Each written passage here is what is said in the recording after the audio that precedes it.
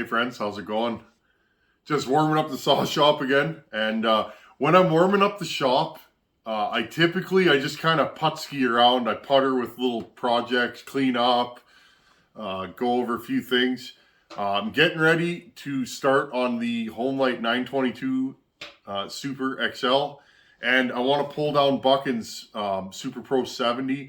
I'm going to show you guys how to JB weld an intake. I went too far on that saw and we're going to be doing that. Now I need it warm in here for that. So in the meantime, while we're warming it up, friends, also the Super Pro, I'm going to put a pipe on that. I'm of the mindset Macs need pipes. And this is not my idea. Buchan always had an inkling or a thought that, and he said to me, he thought that Macs need pipes. So I'm always open-minded, friends. I love being on YouTube because I have access to all these different minds. And what all these people do that I yak with is they get my brain going, and I can work on little projects and work on ideas that they have given me. So I think Buchan's right. Macs like an open pipe. So I'm going to try and build another rendition of a pipe for a Mac for that Super Pro 70. And we are going to modify the intake timing on that with JB Weld. I'll show you guys how I do that. Now, I've never done that before, friends, so that's going to be interesting. I might even do that in the house in my basement workshop just because I'd like to keep it warm while I'm doing that. Now, what are we doing today? This is a saw that Buchan sent me. Because he knows I like these, and it was a saw, I guess, that was given to him, and he sent it my way, which again is just absolutely incredible stuff. And he said this is an interesting saw, and I agree with him. Now, friends, look at this. This is a super high compression something. Now, I don't know what this saw is, friends. Okay, now one thing that's interesting about it is it's built with a mismatch of Johnson and Husqvarna parts. Okay, now I have a Johnson part saw that has all the parts to put this back to stock, and when the time comes, I'll show you guys how to convert a Johnson back to a Johnson. Now, in the meantime, I haven't been doing a lot of cutting lately, friends, just because of the weather and all that. But I'm interested, what is this saw? Now, I can't tell in its current state. All I know is it's probably a 266 top end, and I don't know, on a Johnson bottom end. Now, I know these are Johnson cases. This is definitely a Johnson clutch, I'm thinking. 266 handle, top cover, and recoil. Now, one thing that's interesting, this saw runs amazing, friends. Like, I would take this into the bush and cut with it. Okay? See if I can get this thing going. This is a super high compression saw. Ooh.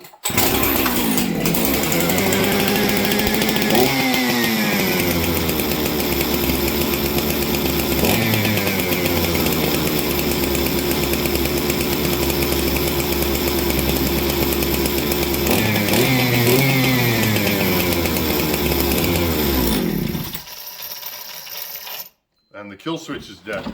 Okay, friends, did you see that? This thing's been sitting for weeks. I did have it going in that sub-zero cold start test, and this saw performed beautifully. So I'm going to bring you guys in. I'm just curious, what is this saw? Let's see if we can figure out what the saw is without taking the top end off. I see no reason to do anything to this saw. It needs, you guys hear that? It needs a clutch bearing. Other than that, I don't think it really needs anything but to be run. Maybe down the road, I'll port this thing and take it to another level. I already have a super warm 630 Super build with a 266 top end. Perhaps I can take that build, which is pretty warm, and make it even warmer. I have some ideas on how to do that. Anyhow, friends, for those of you that are interested in 200 series saws, let's tear this saw down further and figure out what it is, okay? We'll do this together on video. I've been dying to do this. I don't know what this saw is. All I know is it's a good runner.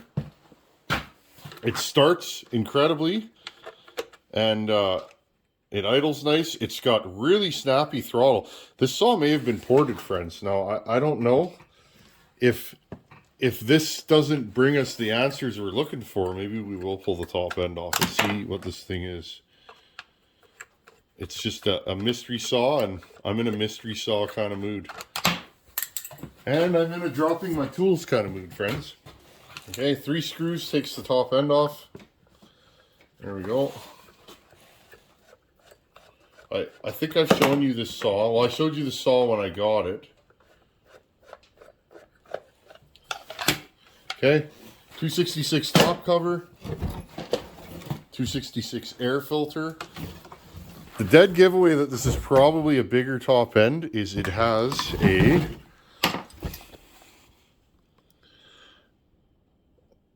HS 256A Tillotson. Okay, that's a big carb for these. That's not the biggest carb, but it's up there. Now, another thing, friends, this is a single coil saw. So this is a newer rendition of this saw. Let's pull the recoil off. I'll show you that. Most of the 200 series around here, friends, are actually old ones. They have the dual coil. Okay, I'll just use this as a parts collector. This saw has about 8 different kinds of screws in it. It's perfect. This is a saw. Somebody who's a saw enthusiast probably threw this together just from parts and made a running useful saw out of it. I gotta get a better screwdriver here, friends. Give me a second. Okay. By screwdriver, I mean scrunch. I use scrunches all the time, friends. They work great. They fit nice in your hand. This is a cut down Husqvarna scrunch for full wrap saws, because you guys know the full size scrunches don't fit. Okay, let's pull this off.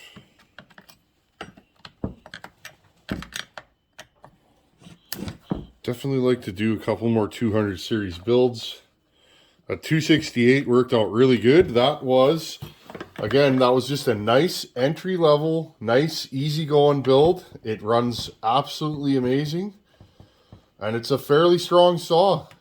And it's not even fully broken in. When it that's a build that you guys can recreate probably quite easily. There's, you know, just nice easy going porting. Okay, so you guys see what we got here? This is a single. Oh, that's why the kill switch doesn't work. The wire's broken. There you go. So we figured that out. Okay, this is a single piece ignition. On the dual piece, you would have a coil here. You can see that. Coil here and a trigger here. Okay, I don't prefer one over the other. Most of my saws have a coil and a trigger. This one does not. Again, friends, it's here nor there for me. I find the ones with the triggers, the ignitions run really crisp on them. They work well. Oh yeah, this thing's got some miles on it. That's good. A saw that's dirty like this is usually a good running saw. It's a clean saw that sits on the shelf all the time. Maybe it don't run good. Okay, so nothing to tell us anything there. Now, one way you can tell sometimes, friends, is looking in this area. In this area of the cylinder, sometimes there'll be numbers. This one has numbers, but I can't tell. I can't read them. Okay, so again, we just don't know what this is. Now, the other thing you can do sometimes, these don't have it. Some of the Husqvarnas will have like 50 stamped on the top, and that is the bore. Again, this has nothing. The other place we can look for a bore size is down here, but again, in this saw, you can't really see. So, let's take the muffler off. Okay. It's got a still bolt in it. Love it. Still bolts fit nicely in these. And a lot of the still fasteners, I'll show you guys. They have, okay, those little grippy things on the end. So they're anti-vibe. I actually run still fasteners in some of these saws. Okay, pull this off. One of the case bolts holds the bracket in for the front of the muffler. Just put the light on for you guys. There you go. Okay. I'm just curious. It's like, what is this saw?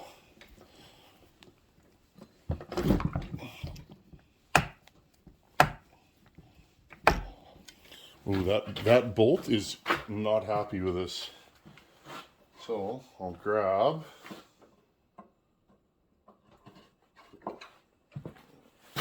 this one.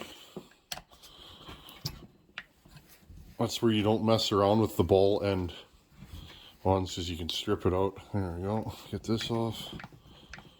Again, if you guys have one of these, they're all like this, so you just kind of, they all come apart in the same manner.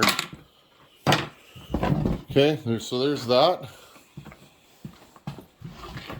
Let's see if we can figure out what this saw is. I think this is a 266. Why it has so much compression, I have no idea though. I've never owned a 266 that pulls over like that. Like, this thing's stiff. Now, this is an old style top end or muffler setup, because it has the studs on it, okay? 2 5/16 nuts hold this on. Now, what's nice about this saw, and we'll see, a lot of times the stud will actually come out with the muffler, and that's exactly what this one's doing. Okay, so just be careful that you don't cross thread the top end, or you'll have to put a Healy coil in there or buy a new top end. Just having fun, working in real time. This is my relaxation time, my shop time, and I always enjoy hanging out in the shop. It's like a little cocoon. outside there's 40-50 mile an hour wind right now, no visibility, it's super cold. In here I'm in my own little world, which is funny because the shop is far enough from the house that it can get snowed in, and then it's hard to get back into the house. Okay. Oh, wow. Look at the mung. Now, this is a good reason why, if you get that new saw, and by new I mean you bought it on Craigslist for 40 bucks, 50 bucks, it's really good to go over it. Because, yeah, look at this, friends. This is why guys that work on vintage saws always have dirty shops, because you're constantly dealing with this kind of stuff. Look at the mung under there. Probably in a leaky exhaust. Okay. This is why when you're done cutting, blow your saws out, friends. They'll thank you for it. And so will your neighborhood saw mechanic. Okay. Wow. Okay, we'll put that on the floor and get it with the dust time later. Okay. Well, first thing I see, let's have a look in there. Exhaust port's pretty dirty. Now notice, friends, you see those little specks on the muffler? This exhaust port has carbon, and that carbon is actually coming off. And what it's doing right now, friends, is it is actually scoring the piston as I run it. So right now, friends, I'm going to say something. Yep. So right now, friends, I'm not going to run this saw anymore. You see the lines that are starting to go on there? That's from all this carbon coming off the exhaust port. You guys can see it in there, right? All this stuff here. Okay. That will destroy a good piston. So that's it. It's settled. Let's take this top end off and see what we got. I'm going to say this is a 266 top end. I'd like to run this saw, but the way it is right now, we can't risk it. So let's pull this top end off. I'm going to show you guys in real time. I don't know how long it's going to take. What are we at now? 15 minutes. Okay. Take the air filter off. I love these saws because they are some of the easiest saws to work on. Okay, so we still don't know what this saw is, but this is a procedure. If you get a new saw, look through that exhaust port and check for carbon, because this saw, it's not the worst I've seen, but if I keep running this, I'm gonna really wreck that piston. Okay, crack the fuel cap just a hair. Okay, fuel line. Now the fuel line on this is starting to get a little spongy, but it's not horrible. I'd probably run it like that for a bit. That reminds me, I gotta order some more fuel lines. Now you always want to push these off, okay? Push the fuel line off. Don't pull it, because if you pull it, usually it'll leak. See, when you crack the cap, no fuel will come out. Okay, so there's that. Air filter horn is right here.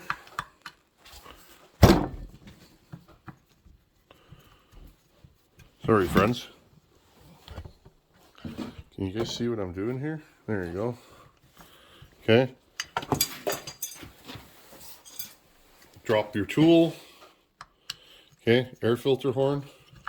Nice, this actually still has the factory gasket for the air filter. Those are getting to be hard to find. Often they're missing or ripped.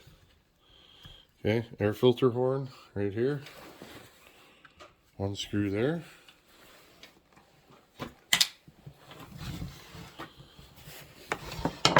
Throttle linkage right here. Okay, take your screwdriver and just pry it out. There you go. Okay, throw that in the pile. Okay, so now that is all undone. I'll lift you guys up here so you can see a little bit better. Okay, 5/16 ratchet for the handle. Now, I usually take my handles off. You don't have to. I just find it's easier to get at the cylinder bolts. All we're going to do is take this cylinder off and clean the exhaust port. Decarbon it. Now, I could do that with the saw together, but for me, personally, it's just faster to I want to inspect this thing now and just make sure everything's good. If you're going to clean it with the top end on, and again, you don't have to take the top end off, but I'm an inquiring mind, and I'm curious what I'm going to see in here, whether this saw is ported or not. And it might be.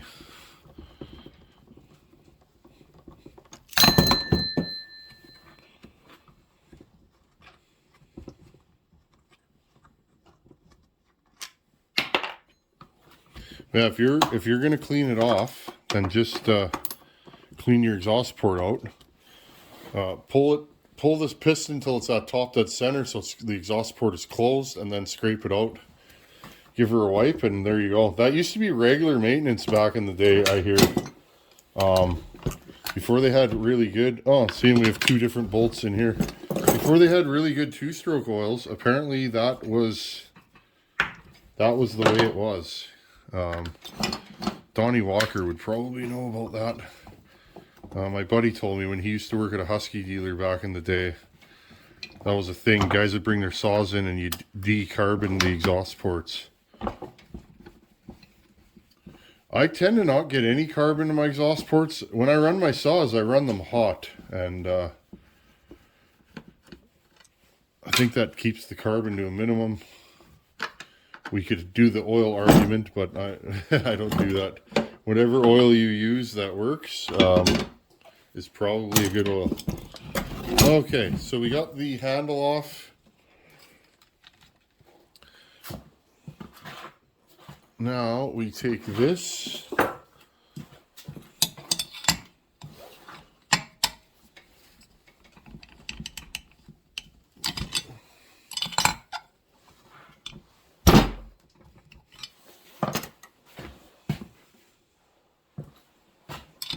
Sorry, friends, I couldn't remember what size this is. I built enough of these silly things you think I'd know.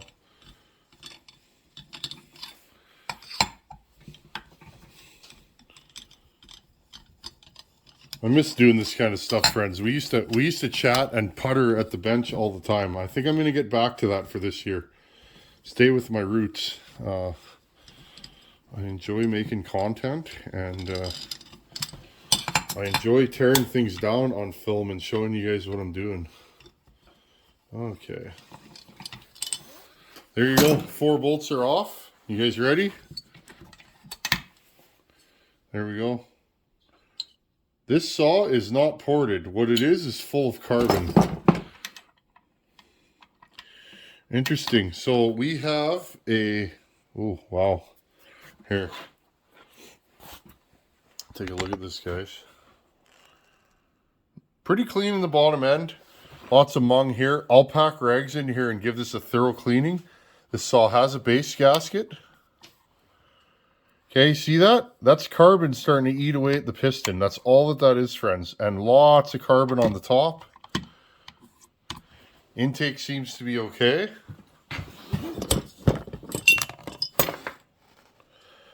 See all that carbon in there, friends? That's probably why this saw has so much compression. Now, this is a stock saw, and this saw, I was wrong, friends. I'm going to bet money that this is a 630 Super, which would be cool. You ready, friends? Look, ready? What size is the bore? Oh.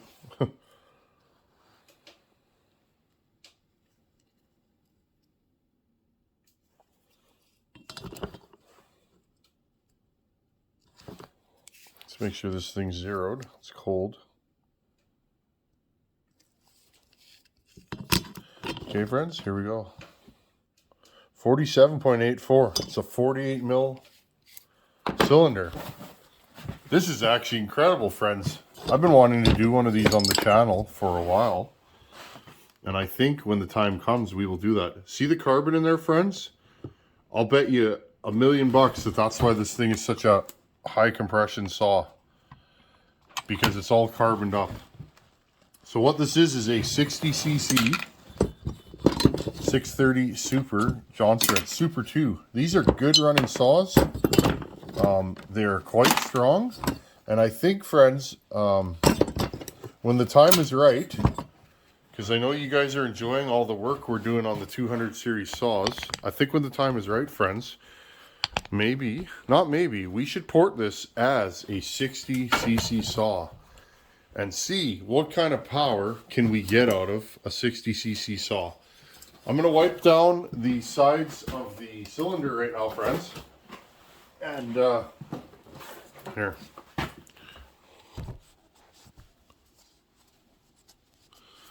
Let's see what the markings are. Now, I have other cylinders like this. There we go.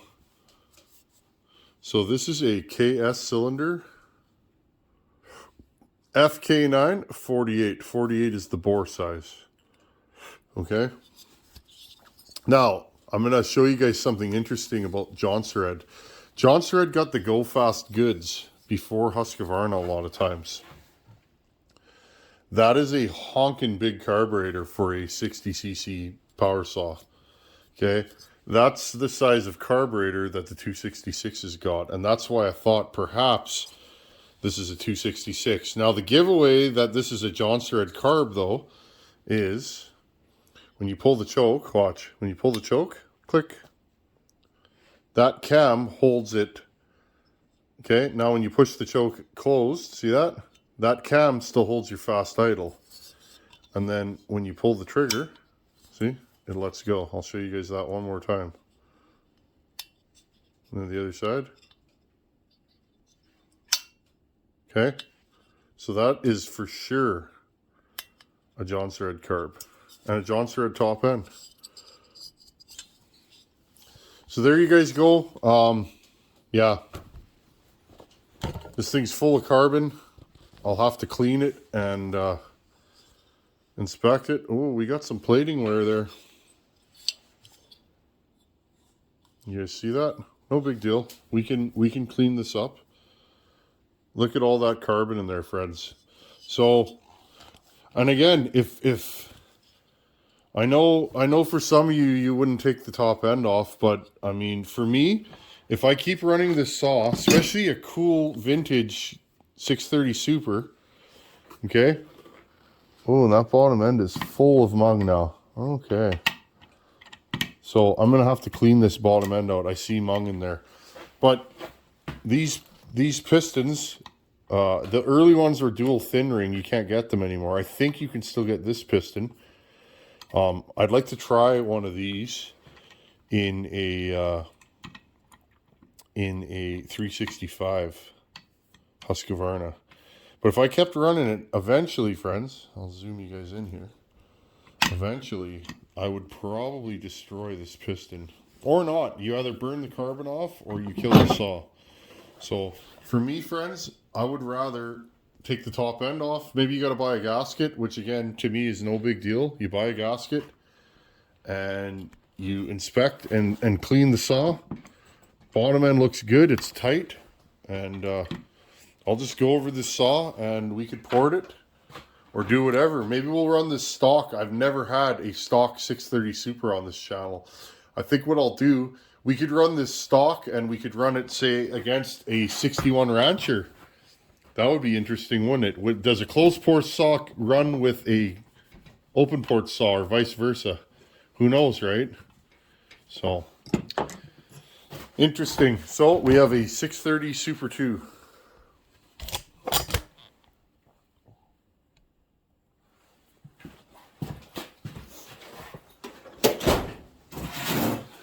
Okay, friends. See, it's already warmed up in here. I'm going to get to doing some real saw work. I will probably put this thing back together, pack it up in a box, label it, and we'll have another project down the road. Pretty neat. I've never had a 630 Super 2. All the ones I've had here are 630 Supers. There's one down there. There's also regular 630s. I can't remember, friends. No, the 625 is open port, I believe. But there's 630s and 630 Supers here. So these are really strong little power saws. They are only 60cc. Yeah, you could make them bigger. But I think when the time comes, we will run this thing as a 60cc saw and see what it's all about. And then we could port it. It is a smaller saw. You have to be a little more careful when you're porting them. But here's one here. When the time comes, friends, we can throw this on the bench and work a little magic on a 60cc saw. In fact, I would like to time this and see where these set up. I'll bet you the exhaust in this is maybe 103, 104. I could be wrong, but just interesting stuff, friends. Thanks for hanging out in the saw shop. Thanks for doing these kind of things and commenting. And I just appreciate all you guys being here. As always, thanks for watching. Take her easy. Later.